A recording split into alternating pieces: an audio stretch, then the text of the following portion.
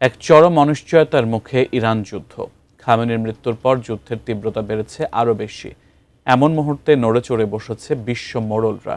যুদ্ধবন্ধে ইরানের সাথে যোগাযোগ করছে চীন, রাশিয়া এবং ফ্রান্সের মতো পরাশক্তিগুলো।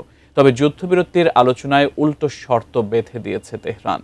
বিস্তারিত জানাচ্ছেন তৌফিকুল ইসলাম আশিক।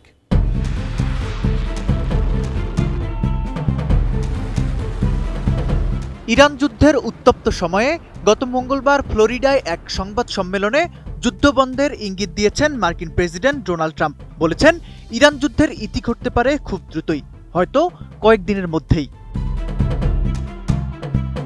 ট্রাম্পের ভাষায় ইরানের নেতৃত্বের বড় অংশই এখন ইতিহাসের পাতায়, তাই যুদ্ধ খুব শীঘ্রই থামতে পারে। প্রেসিডেন্টের এই বক্তব্য এবং তার কয়েক ঘন্টা পরেই চীন, রাশিয়া ও ফ্রান্সের কূটনৈতিক তৎপরতা, সব মিলিয়ে বিশ্ব এখন শান্তি আলোচনার জন্য মুখিয়ে আছে। বিশেষ করে ইরান তাদের শর্তে অটল থেকে যুদ্ধবিরতির যে ইঙ্গিত দিয়েছে, তা মধ্যপ্রাচ্যের অস্থিরতায় নতুন আশার সঞ্চার করছে। কোয়ালিটি সম্পন্ন আন্তর্জাতিক মানের still bar CSRM, committed for better still. কূটনৈতিক সূত্রগুলো জানাচ্ছে, চীন, রাশিয়া ও ফ্রান্সের প্রতিনিধিরা তেহরানের সাথে আলাদাভাবে কথা বলেছেন। ইরানের উপপররাষ্ট্রমন্ত্রী কাজেম ঘারিবাবাদি স্পষ্ট জানিয়ে দিয়েছেন, যুদ্ধ থামানোর ক্ষেত্রে ইরানের প্রথম ও প্রধান শর্ত হল ইরানের ওপর আর কোনো আগ্রাসন চালানো যাবে না, অর্থাৎ যুক্তরাষ্ট্র ও ইসরায়েলের এই সামরিক অভিযানের অবসান হতে হবে সম্পূর্ণভাবে। এদিকে ক্রেমলিন থেকে শুরু করে বেইজিং পর্যন্ত সবাই এখন চায় মধ্যপ্রাচ্যে স্থিতিশীলতা ফিরে আসুক, কারণ হরমুজ প্রণালীর অচলাবস্থা বিশ্ব অর্থনীতির চাকা থামিয়ে দেওয়ার উপক্রম।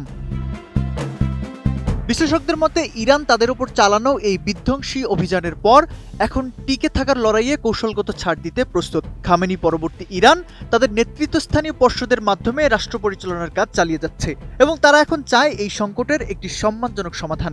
ট্রাম্প প্রশাসনের জন্য এই যুদ্ধ দীর্ঘায়িত করাটা এখন আর লাভজনক নয়। আন্তর্জাতিক মহলের এই উদ্যোগের পেছনে রয়েছে এক বড় ধরনের ভূরাজনৈতিক সমীকরণ। ফ্রান্স ও রাশিয়া চাইছে তাদের প্রভাব বলয় বজায় রেখে মধ্যপ্রাচ্যকে স্থিতিশীল করতে। অন্যদিকে চীন চাইছে জ্বালানি সরবরাহ স্বাভাবিক রেখে অর্থনৈতিক ক্ষতির হাত থেকে বিশ্বকে বাঁচাতে। ইরান তার শক্ত অবস্থান দেখিয়ে যাচ্ছে। সবশেষে ইরানের এই শর্ত মেনে নিয়ে যুক্তরাষ্ট্র ও ইসরায়েল সত্যি পিছু হটবে কিনা, তা এখন বড় প্রশ্ন। তৌফিকুল ইসলাম আশিক, এটিএন নিউজ।